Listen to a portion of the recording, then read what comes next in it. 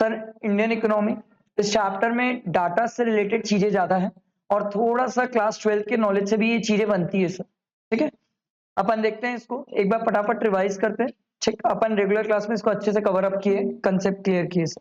ठीक, देखो सर, पहले बात है ancient economic philosophy of India, बहुत पहले की बात है सर। उसके बाद आगे चालू होगी कहानी सर। तो प्री इंडिपेंडेंस की बात है सर, इंडिपेंडेंस के पहले इंडिया में क्या चल रहा था सर। तो सर इंडियन इकोनॉमिक फिलोसफी जो थी वो अर्थशास्त्र थी सर। ठीक है, कौटिल्य चाणक्य, याद रखना ये जरूरी है sir.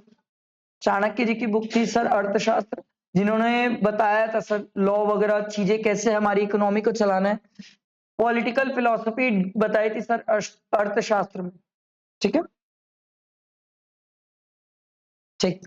It is believe to be a kind of handbook for king Chandragupta Maurya, याद रखना सर, चंद्रगुप्त मौर्य के टाइम की बुक है सर। ठीक, अर्थशास्त्र is the science of earth and और material prosperity or the means of substance of humanity which is primarily wealth and secondary is the land। इसमें देखो ज्यादातर चीजें याद करने वाली बात है, रेगुलर क्लासेस में जितना समझ लिए, बाकी ज्यादातर चीजें 2 से 3 बार रीड करोगे तो याद हो जाएगी सर। आपको ये याद होना चाहिए sir, rule of east Indian company कब से कब तक था, आ सकता है एग्जाम में, 1757 टू 1858। ब्रिटिश गवर्नमेंट कब से कब तक थी सर, 1858 से लेकर 1947 तक। थोड़ा बहुत पता होना चाहिए, एग्जाम में ईयर आ सकता है सर, डेफिनेटली ईयर आ सकता है सर। ठीक है, the damage done to the long last established production structure had far-reaching economic and social consequences as it is destroyed the internal balance of the traditional village economy। पहले India handicraft के नाम से बहुत जाना जाता था सर, इंडिया की economy बहुत डिस्ट्रॉय की ब्रिटिशर्स ने। ठीक, उसके पहले ईस्ट इंडियन कंपनी ने डिस्ट्रॉय किया हमें, इंडिया से जितने भी रिसोर्सेज थे इन्होंने बाहर ट्रांसफर कर दिए, हमारे हैंडीक्राफ्ट्स मार्केट को डिस्ट्रॉय किया, हमें बहुत बहुत बहुत ज्यादा डिस्ट्रॉय किया सर, एग्रीकल्चर और हैंडीक्राफ्ट के सेंस में बहुत ज्यादा। हम हैंडीक्राफ्ट के नाम पे सबसे ज्यादा रिच थे सर, एग्रीकल्चर में हमारे पास बहुत अच्छे रिसोर्सेज थे, बट इन्होंने बहुत डिस्ट्रॉय किया, इन्होंने वही गुड्स बनवाया जो इनको काम के थे, और सर इंडिया में जिस चीज की जरूरत थी वो चीज नहीं बनवाया, इसलिए इंडिया की इकोनॉमी दिन पे दिन बैकवर्ड होते चले गए। हम क्लास 12th में इसको बहुत अच्छे से समझते हैं सर। तो देखो sir, there this where the manifest, उन लोगों के मैनिफेस्ट क्या थे सर, जैसे अभी चुनाव है तो चुनाव के मैनिफेस्टो बोलते हैं ना सर, उन लोगों के मैनिफेस्टो क्या थे देखो सर। सबसे पहले लार्ज स्केल अनएम्प्लॉयमेंट, उनके टाइम सबसे पहली चीज यही हुई थी सर, बहुत ज्यादा अनएम्प्लॉयमेंट हुआ था सर, क्योंकि हम एग्रीकल्चर पे डिपेंडेंट थे बहुत ज्यादा, और एग्रीकल्चर उस टाइम क्या होता था, ट्रेडिशनल तरीके से एग्रीकल्चर, तो रेनफॉल हुई तो एग्रीकल्चर अच्छा, नहीं तो unemployment sir.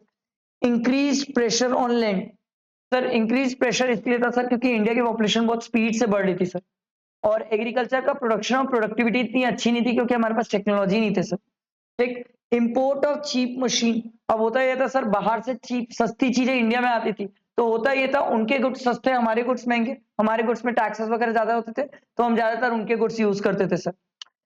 System of land tenure, याद है ना, जमींदारी सिस्टम, जमींदार अपने आप को मालिक बताते थे और लूटते थे सर। ठीक है, एक्सेसिव प्रेशर ऑन लैंड, क्योंकि सर रीजन ये था जमींदारी सिस्टम था, तो फार्मर लोगों के पास लैंड कम होते थे और जो लैंड लेते थे वो भी किराए पे लेते थे, तो उनको सर लगान देना पड़ता था, बहुत ज्यादा प्रेशर था सर। एब्सेंटी लैंडलॉर्डिज्म, मतलब सर होता ये था कि उस टाइम क्या होता था, ज्यादातर जमींदार लोग क्या करते थे, अपने आप को मालिक बताते थे, फार्मर को किराए पे जमीन देते थे। अब फार्मर से क्या करते थे, किराया भी लेते थे, सीड्स वगैरह के लिए पैसे देते थे, उसका भी पैसा लेते थे, प्लस अगर उन्हें पैसे दिए थे इंटरेस्ट पे तो ब्याज भी 100% लेते थे सर।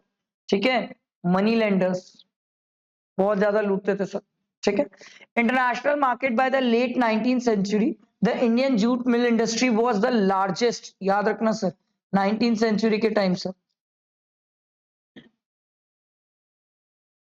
ठीक है, उसके बाद देखो heavy industry such as iron industry.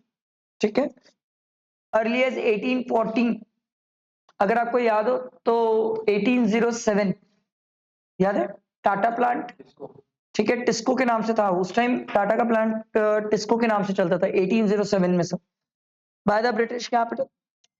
Indian iron industry were rank 8 in the world in the terms of output in 1930। अभी कौन सा रैंक है हमारा, सेकंड, सेकंड, पहला चाइना, सेकंड हम है सर।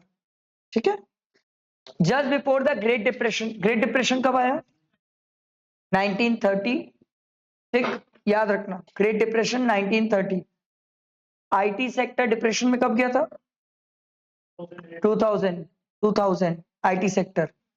ठीक है, फिर एक बार और हमारी इकोनॉमी कब घुस गई थी? 2007-8 में। ठीक है, याद रखना, ये सब ईयर्स ऐसे हैं जो मेरे को लगता है कि याद रखो तो ज्यादा बेटर है। फिर इंडियन इकोनॉमी पोस्ट इंडिपेंडेंस, अब बात हुई थी 1947 से लेकर 1991 तक। इसके बारे में हम 12th में बहुत पढ़ते। ठीक है, इसके बारे में हम बहुत पढ़ते। तो Nehruvian model which supported social and economic redistribution and industrialization directed by the state came to dominate the post independence। याद करो, मैंने आपको 12th में सिखाया, 1947 में आजाद हुए, 1950 में कॉन्स्टिट्यूशन बना, 51 में पहली बार 5 साल की सरकार बनी। तो पहले 5 साल की सरकार एग्रीकल्चर में बहुत फोकस करी, अगले 5 साल की सरकार इंडस्ट्री में बहुत फोकस करी। याद है, वो अपन वो पढ़ते, इंडस्ट्री पॉलिसी रिजोल्यूशन 1956। ठीक है, वो ध्यान रखना, स्मॉल स्केल इंडस्ट्रीज में बहुत फोकस किया था इंडियन गवर्नमेंट ने। ठीक है, तो सर उस टाइम जब बजट बनते थे उसमें फोकस क्या होता था सर? मेन फोकस किस चीज पे था sir? GDP growth, employment, modernisation, redistribution of income and wealth. यही 4 पॉइंट तो पढ़ के आए हो सर, 5 ईयर्स प्लान पढ़ाता था मैं क्लास 12th में। यही 4 पॉइंट, यही 4 तो मेन फोकस होते थे सर। तो इंडस्ट्रियल पॉलिसी रिजोल्यूशन 1948। फिर सर 1950s में पॉलिसीज बनाई गई, टू इकोनॉमिक फिलोसफीज, एक सोशलिस्ट सोसाइटी और small and cottage industries, SSI, small scale industries. ठीक है, इस पे फोकस किया गया।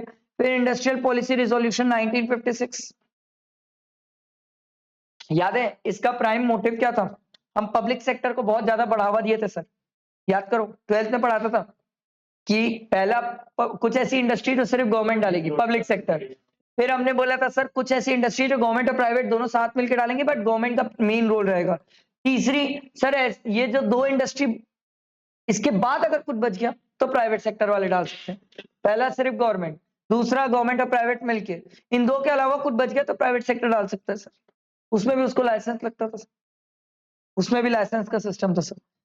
ठीक है, India followed an open foreign investment late 1950s तक। ठीक, उसके बाद तो हमने वो ले आया था, याद है, इंपोर्ट सब्स्टिट्यूशन स्ट्रैटेजी, जहां पर हमने बोला था सर बाहर से कोई भी चीज इंपोर्ट नहीं होगी, सब इंडिया में बनेगा सर। अरे याद है, बैलेंस ऑफ पेमेंट क्राइसिस हुआ, इसके बाद ही तो हमने चेंज किया सर। ठीक है, तो जीडीपी ग्रोथ रेट 3.5 था। फिर उसके बाद हमने चेंज किया सर, मेजर शिफ्ट हुआ 1960s में। अगर याद हो तो 1960s में ही तो वो आया था सर, ग्रीन रिवॉल्यूशन। तो सबसे पहले वीट में आया था। ठीक है, जिस साल आया था वहां उस साल हमारा 25% प्रोडक्शन बढ़ गया था वीट में। ठीक है, उसके बाद देखो सर 2 बार बैक टू बैक ड्रॉट हुआ था, सूखा हुआ था सर। इसके बाद ही तो 1978 में सबसे बड़ा ड्रॉट हुआ था, जिसमें 19 मिलियन लोग मरे थे सर। याद है ना सर, ये हम पढ़े सब 12th में। गवर्नमेंट नेशनलाइज करी 14 बैंक्स इन 1969, ये याद रखना।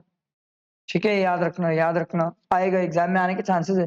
लाइसेंस राज, ठीक है, ये लाइसेंस का जो सिस्टम था सर, ये लाइसेंस का सिस्टम खत्म किया सर हमने। ठीक है, मोनोपोलीज, एमआरटीपी एक्ट, याद रखना sir, monopolies and restrictive trade policies sir. Sir ये रेगुलेट किए थे हम लार्ज फर्म को, बड़ी बड़ी फर्म को रेगुलेट करने के लिए लाए थे सर 1969 में।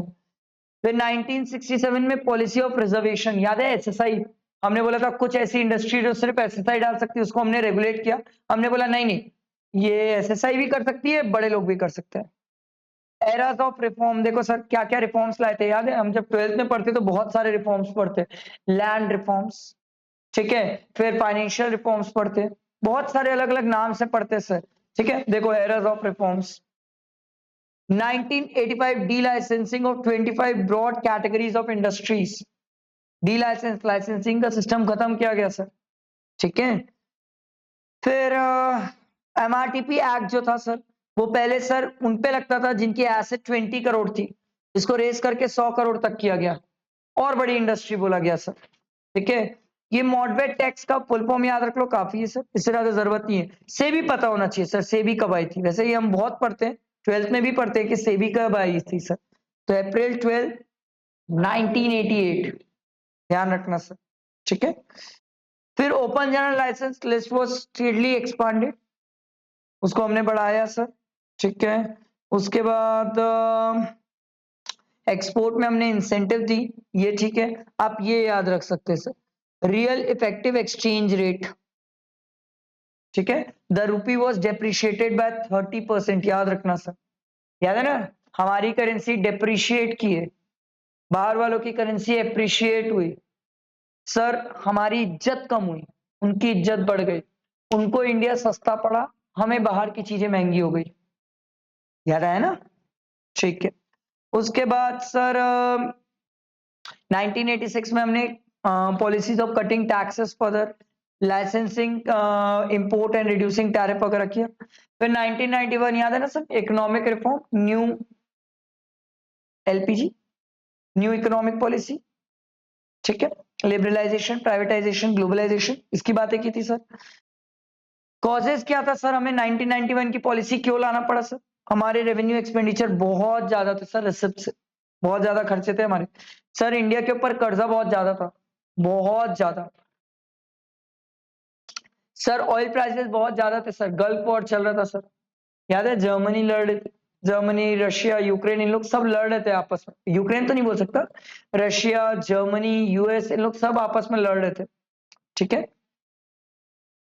फॉरेन एक्सचेंज रिजर्व सबसे कम था हमारे पास, देखो, जो कि 2 वीक ऑफ इंपोर्ट के बराबर था बस।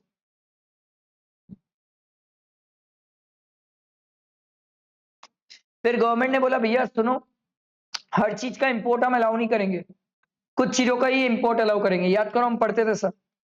गवर्नमेंट ने बोला सर आप प्लांट एंड मशीन लाने के लिए इंपोर्ट कर सकते हो, कोई नेसेसरी गुड्स है उसके लिए इंपोर्ट कर सकते हो, या तो सर बाहर से टेक्नोलॉजी लाने के लिए इंपोर्ट कर सकते हो, या बाहर किसी को डिविडेंड या इंटरेस्ट पे करने के लिए यूज कर सकते हो सर इंपोर्ट, ठीक है। क्योंकि सर हमारे पास फॉरेक्स रिजर्व नहीं था सर, हम डिपेंड कर रहे थे एक्सटर्नल बोरोइंग्स पे, कर्जा बहुत था हमारे पास सर, आईएमएफ से कर्जा ले रहे थे हम, ठीक है।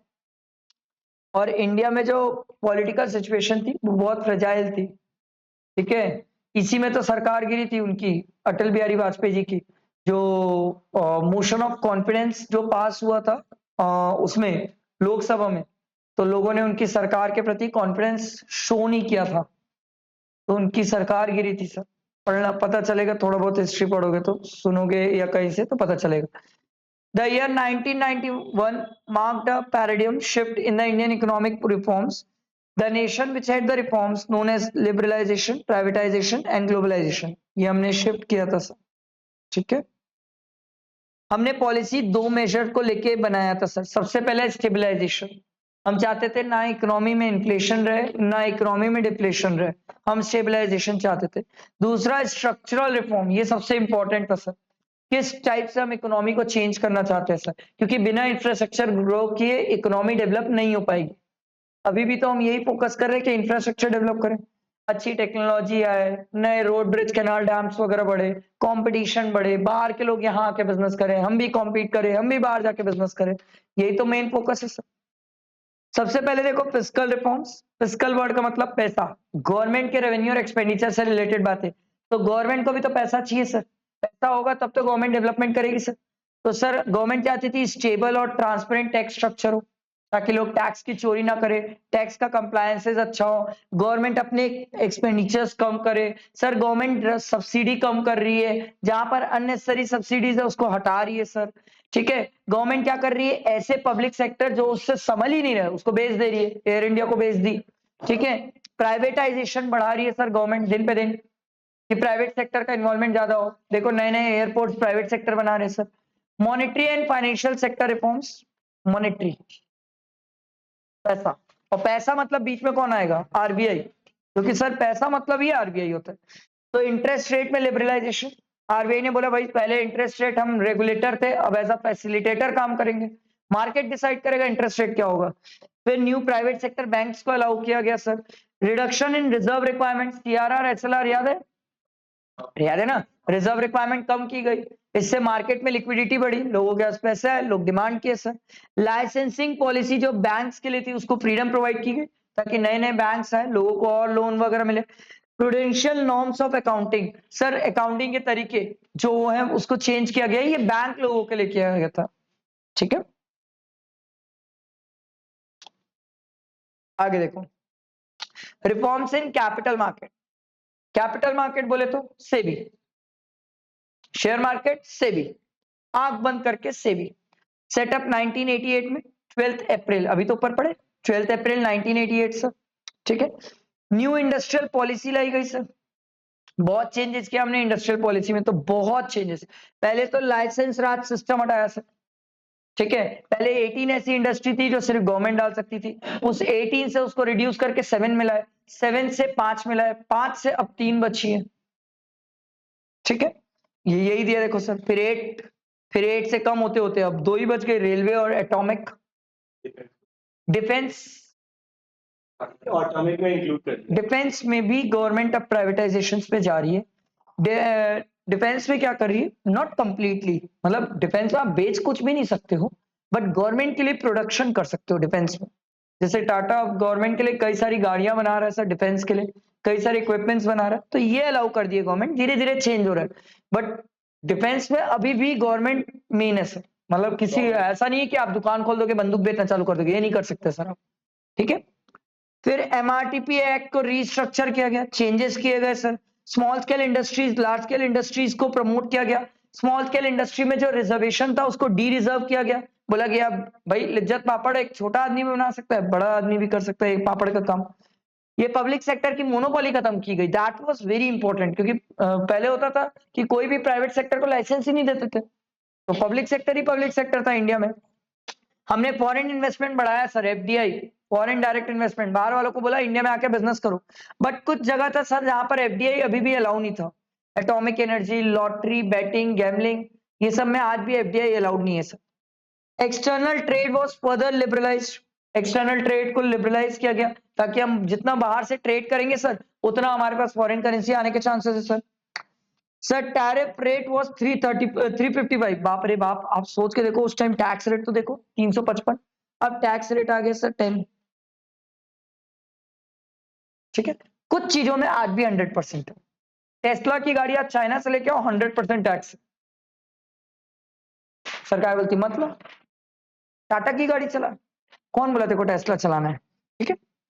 Rupee was devalued by 18% against the dollar, ये ध्यान रखना है सर, ठीक है। डिसइन्वेस्टमेंट याद है ना सर, जहां पर कुछ गवर्नमेंट सेक्टर को हम प्राइवेट सेक्टर के हाथ में ट्रांसफर करते हैं, चाहे उनकी ओनरशिप के थ्रू, इक्विटी के थ्रू, उसके थ्रू।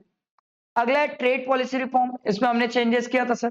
क्वांटिटेटिव रेस्ट्रिक्शंस जो थे इंपोर्ट एक्सपोर्ट में उसको हटाया सर, ठीक है। Sir tariff rates, tax rates कम किए सर। लाइसेंसिंग प्रोसीजर इंपोर्ट के लिए कम किया सर, हटाया कई जगह से। Changes enumerated below are only broad observations and are in no way comprehensive. ये जो लिखा हुआ है ये सिंपल है, इसके अलावा भी बहुत चेंजेस है सर। देखो, India is increase integrated with its economy, globalisation आया, हमने वर्ल्ड की इकोनॉमी के साथ अपने आप को इंटीग्रेट किया सर। हम प्रोग्रेसिवली मूव किया सर मार्केट ओरिएंटेड में, हमें समझ आया सोशलिस्ट से देश नहीं चलेगा सर। हमने क्या किया, नहीं नहीं नहीं, मिक्स इकोनॉमी में चलेंगे सर, सब लेके चलेंगे 1991 से। उसके पहले हम सोशलिस्ट में ज्यादा फोकस करते थे। फिर है सर प्राइवेट सेक्टर को हमने ग्रो किया, इन्वेस्टमेंट किया प्राइवेट सेक्टर का, प्राइवेट सेक्टर को बढ़ाया, क्योंकि सर कहीं ना कहीं हमें पता है सर प्राइवेट सेक्टर की फैसिलिटी और ग्रोथ में बहुत ज्यादा हेल्प होता है सर, ठीक है। फिर गवर्नमेंट ने सर इंटरनेशनल कॉम्पिटिटिवनेस बढ़ाया कई सारी चीजों में, देखो telecommunication, auto component, pharmaceutical, biotechnology, क्योंकि इंडिया में ये सब चीजों की अवेलेबिलिटी नहीं थी ना सर। अगला देखो सर, फॉरेन टेक्नोलॉजी हम लाने के लिए ईज किया गया, ताकि सर बाहर से लोग फॉरेन टेक्नोलॉजी लाए, यहाँ गुड्स बनाए, बाहर भेज दे सर। फिर फॉरेन डायरेक्ट इन्वेस्टमेंट को बहुत प्रमोट किया सर, क्योंकि एफडीआई जितना इंडिया में आएगा उतना इंडिया ग्रो करेगा सर। फिर सर हमने कोशिश किया कि फॉरेन एक्सचेंज रिजर्व्स बढ़ाएं सर, इसके लिए हमने एक्सपोर्ट बढ़ाया, बहुत सारी चीजें की। Robust demand for information technologies, sir IT sector को तो बहुत हेल्प किया ग्रो करने में, क्योंकि पहले इंडिया में सर्विस सेक्टर बहुत कम था, अब इंडिया का सर्विस सेक्टर बहुत बढ़ गया, बहुत बढ़ गया, ठीक है।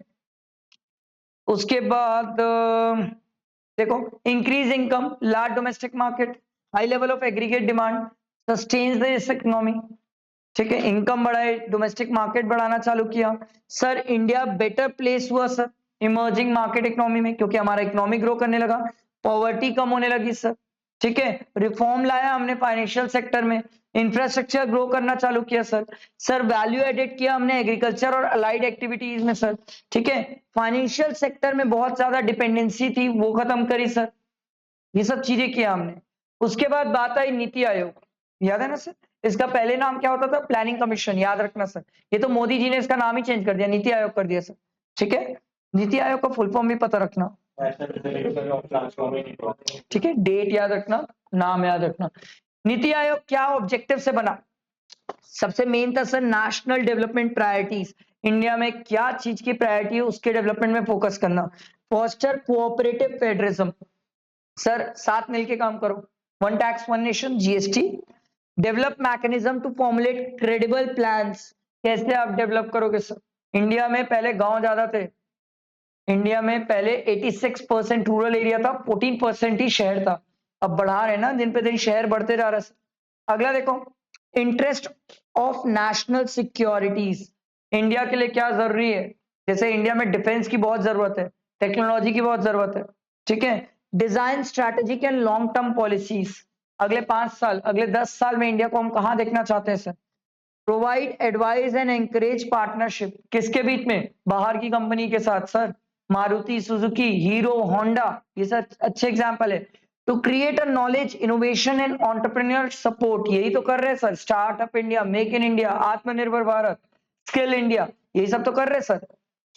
Offer a platform for the resolution of intersectoral और इंटर डिपार्टमेंटल इश्यूज, सर अलग अलग सेक्टर्स के बीच में अगर फाइट चल रही है या एक डिपार्टमेंट से दूसरे डिपार्टमेंट के बीच में इश्यूज है काम को लेके, तो सरकार ने बोला इसको क्लियर करो सर, तब तो डेवलपमेंट फास्ट होगा। Maintain A state of art, नई नई टेक्नोलॉजीज लेके आना सर, अच्छे से काम करना, जो कंपनी में बड़े बड़े मैनेजमेंट के लोग बैठे हुए वो ढंग से काम करे, ऐसा नहीं लोगों का पैसा लेके भग जाए, विजय माल्या। अगला देखो sir, actively monitor and evaluate the implementation of programmes, government बनाती तो बहुत सारे प्रोग्राम्स है, कितने इंप्लीमेंट होते हैं दैट इज वो most important. Focus on technology upgradation and capacity building, जितना ज्यादा टेक्नोलॉजी अपग्रेड होगा उतना हमारा इकोनॉमी ग्रो करेगा। टू अंडरटेक अदर ऑब्जेक्टिव्स, और भी बहुत सारे ऑब्जेक्टिव्स थे। देखो the key initiative of NITI Aayog, क्या क्या मेन बात थी सर, ठीक है। देखो life which envisions replacing the prevalent use and dispose economy, हमने फोकस किया सर कि कैसे इकोनॉमी को आगे ग्रो करेंगे, ऐसा नहीं कि कोई चीज यूज की और खत्म कर दी उस चीज को, नहीं, उससे आगे कैसे और बढ़ाना है देश को। National data and analytics platform facilitate and improves access to Indian government data, sir government से रिलेटेड डाटा सर। उसके बाद देखो Shoonya campaign aims to improve air quality, बात तो यही है, इलेक्ट्रिक व्हीकल को हम बहुत प्रमोट कर रहे हैं sir. E Amrit is a one stop destination for all information on electric vehicles, Google कर लेना कभी खाली बैठे रहोगे तो। इंडियन पॉलिसी इनसाइट्स आईपीआई, फिर हम मिथनॉल, मैंने आपको बताया, ये याद है लास्ट टाइम जब अपन रेगुलर क्लासेस में पढ़े थे, बता रहा था मैं, पहले पेट्रोल में इथेनॉल जो था वो सिर्फ 10% अलाउड था, अब 20% तक पेट्रोल में इथेनॉल डलता है। उसका फायदा ये पेट्रोल का रेट कम होगा, दूसरा गाड़ी के एवरेजेस बढ़ेंगे, और दूसरा तीसरा हमारा पेट्रोल पे डिपेंडेंसी कम होगी, तो हमारा इससे कर्जा कम हो जाएगा। We are moving towards it, धीरे धीरे इथेनॉल पेट्रोल में मिक्स ज्यादा होने लगेगा, अभी 20% तक अलाउड, हाँ वो टोटली हो जाती है, अभी तो पेट्रोल से जो चल रही है उसमें मिक्स करके चला रहे हैं, ठीक है। तो गवर्नमेंट ने इसीलिए तो बोला आप फ्लेक्स इंजन बनाओ जो इथेनॉल के सपोर्ट से भी चले, प्योर पेट्रोल से नहीं, प्योर पेट्रोल बहुत पॉल्यूट करेगा, इथेनॉल के थ्रू चलना चाहिए। तो अभी हम 20% रखें, धीरे धीरे धीरे धीरे इथेनॉल बढ़ जाएगा, फिर पेट्रोल में ऐसा हो जाएगा 50% पेट्रोल और 50% इथेनॉल हो जाएगा धीरे धीरे। और जहां मौका मिला लोगों को, धीरे धीरे लगा कि फ्यूचर में और पॉसिबिलिटी है, लोग गवर्नमेंट क्या करेगी, धीरे से इथेनॉल को ही पूरा मार्केट में कर देगी, पेट्रोल को बाहर करेगी। बहुत कर्ज है ना हमारे पर, पेट्रोल के कारण ही बहुत ज्यादा कर्ज है। फिर इंडियन गोल्ड मार्केट को सर चेंज किया हमने कि किस तरीके से गोल्ड का हमने क्या कैसे मार्केट डेवलप किया। जैसे मैं आपको बताऊं, गोल्ड मोनेटाइजेशन स्कीम चलती है, गवर्नमेंट की सोवरिन गोल्ड बॉन्ड्स है, बहुत सारी चीजें। Major shortcomings of NITI in its exclusion from the budget process, देखो the current status of the Indian economy, a brief overview. पहला है प्राइमरी सेक्टर, प्राइमरी सेक्टर मतलब एग्रीकल्चर सेक्टर, सर इसमें हम सबसे अच्छे थे और सबसे हाईएस्ट थे sir. Second largest producer of fruits, vegetable, tea, farm fish, cotton, sugarcane, wheat, rice, cotton and sugar. फिर देखो सर वर्ल्ड सिक्स्थ लार्जेस्ट है sir food and grocery market में, ठीक है। ये सब देखो 47 ऑफ द, ये अभी करंट डाटा है, पहले 72% एग्रीकल्चर सेक्टर हुआ करता था, अब 47 हो गया, कम हो रहा है सर। एग्रीकल्चर सेक्टर से जीडीपी का कंट्रीब्यूशन बहुत कम है, 18.8%, ठीक है सर। परफॉर्मेंस ऑफ एग्रीकल्चर दिन पे दिन कम होते जा रहा है, ठीक है। अब गवर्नमेंट इसको सपोर्ट करने के लिए कई सारी एक्टिविटीज करती है। एमएसपी जानते हो ना, मिनिमम सपोर्ट प्राइस, ठीक है, ध्यान रखना sir. Of all 23 mandated crops is fixed 1.5 times of the all weighted average cost of production। वो गवर्नमेंट निकालती है, उनका तरीका होता है। क्रॉप डाइवर्सिफिकेशन प्रोवाइड कर रही है गवर्नमेंट, बोल रही है सर आप सिर्फ क्रॉप मत करो, लाइफ स्टॉक प्रोडक्टिविटी, गाय, मुर्गी, ये सब भी पालो सर, इनसे भी साइड इनकम होती है आपको। गवर्नमेंट मार्केट इंफ्रास्ट्रक्चर डेवलप करके दे रही है फार्मर्स को, मंडी डेवलप करके दे रही है, एक ऐसा मार्केट डेवलप कर रही है जहां पर फार्मर अपना प्रोडक्ट लाके बेच सके सर, ठीक है। उसके बाद देखो government has allowed 100% FDI in marketing of food product. आप अपना यहाँ से बाहर भी बेचो, गवर्नमेंट मना नहीं कर रही है सर, 100% एफडीआई है, बाहर वाले लोग भी यहाँ आके बेच सकते हैं, हम भी बाहर जाके बेच सकते हैं, एग्रीकल्चर प्रोडक्ट बेच ही रहे हैं। Few such recent measures are, अब देखो ये यहाँ पर तो नाम है सर, ये नाम आपको एक बार रीड करना चाहिए, इसको 2-3 बार रीड करोगे ना दिमाग में बैठ जाएगा सर। जैसे पीएम किसान है, एमएसपी है, फुल फॉर्म पता ना होना चाहिए, ठीक है। इसमें देखो प्रधानमंत्री फसल बीमा योजना, ठीक है, ये नाम पता होना चाहिए सर, ठीक है। ये परंपरागत कृषि विकास योजना, ये पता होना चाहिए सर, ठीक है। पीएमडीसी पर क्रॉप, पर ड्रॉप मोर क्रॉप, ठीक है सर, ये एक बार रीड करने वाली बातें हैं सर। देखो despite phenomenal increase in output of both food crops and commercial crops, Indian agriculture faces many issues.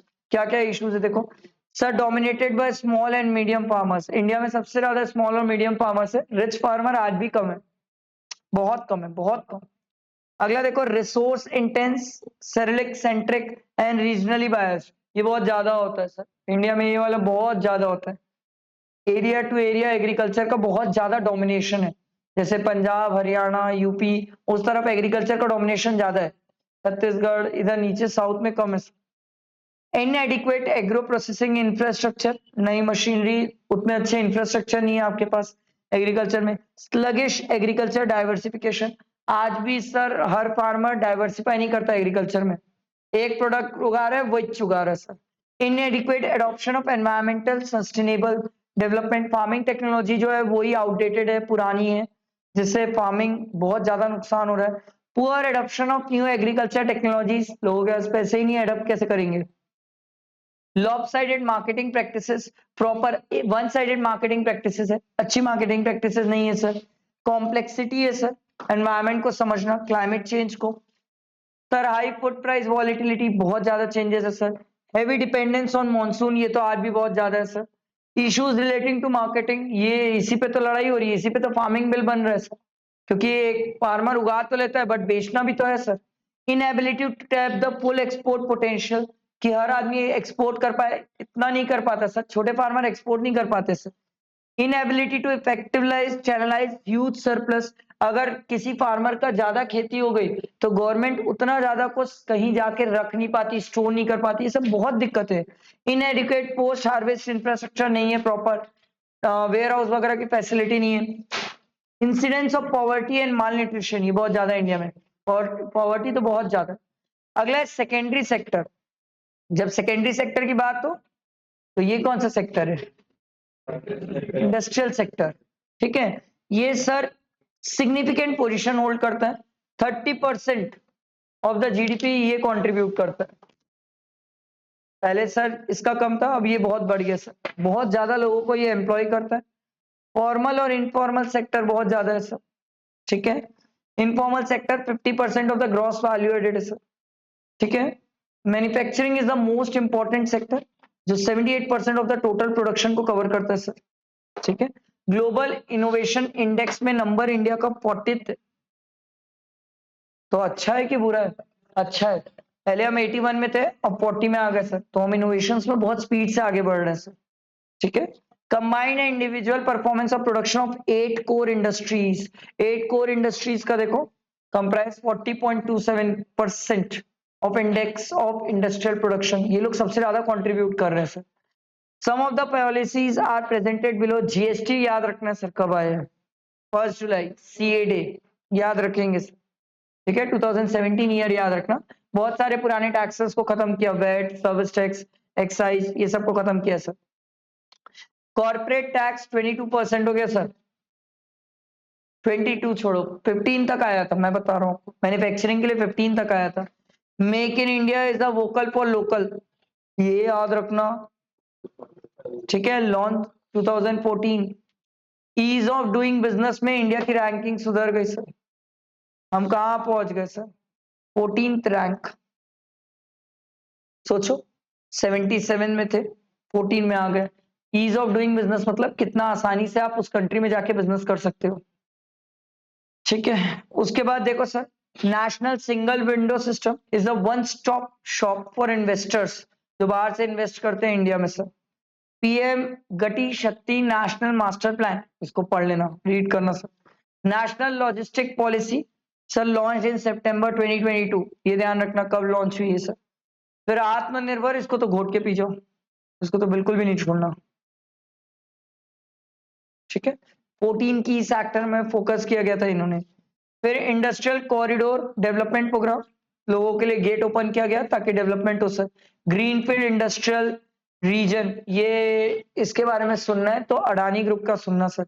Adani group greenfield develop कर रहा है सर, मैंने आपको रेगुलर क्लासेस में बताया था, बहुत बड़ा एरिया ग्रीनफील्ड डेवलप कर रहा है sir. Fame Indian scheme sir, ये आप इसका फुल फॉर्म पढ़ के जाएंगे सर। इलेक्ट्रिक वाली चीजों को प्रमोट किया जा रहा है, इलेक्ट्रिक गाड़ियों को प्रमोट किया जा रहा है।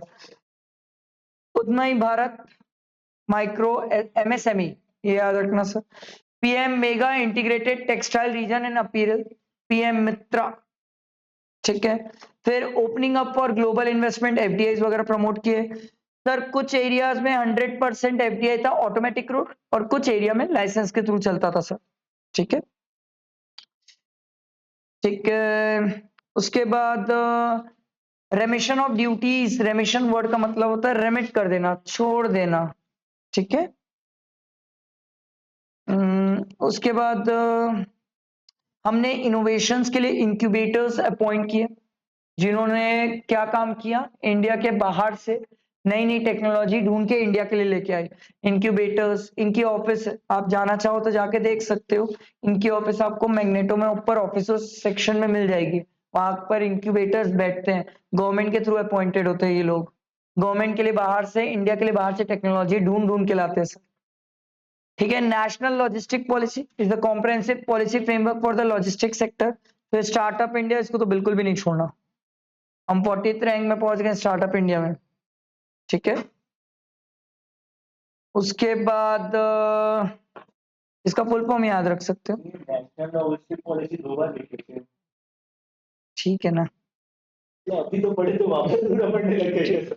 There are many challenges to the industrial sector. Few of these challenges are, सबसे पहले सर इफिशिएंट इंफ्रास्ट्रक्चर नहीं है, मैन पावर की दिक्कत है सर।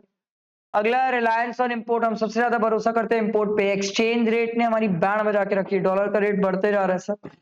एमएसएमई कम है सर इंडिया में, माइक्रो स्मॉल मीडियम एंटरप्राइजेस बहुत कम है सर, हमें हमें इनको प्रमोट करने की बहुत जरूरत है सर। हमारी जो टेक्नोलॉजीज है, हमारा जो बिजनेस करने का तरीका है, वो इतना इफेक्टिव नहीं है सर, बहुत ज्यादा लॉसेज और इनएफिशिएंसीज है, लोअर प्रोडक्टिविटी है सर, लेबर मैनेजमेंट रिलेशंस बहुत दिक्कत है सर, लोअर एक्सपोर्ट कॉम्पिटिटिवनेस, हम ज्यादा एक्सपोर्ट नहीं कर पाते, मैंने आपको बताया था पूरे वर्ल्ड का 4% हम एक्सपोर्ट करते हैं।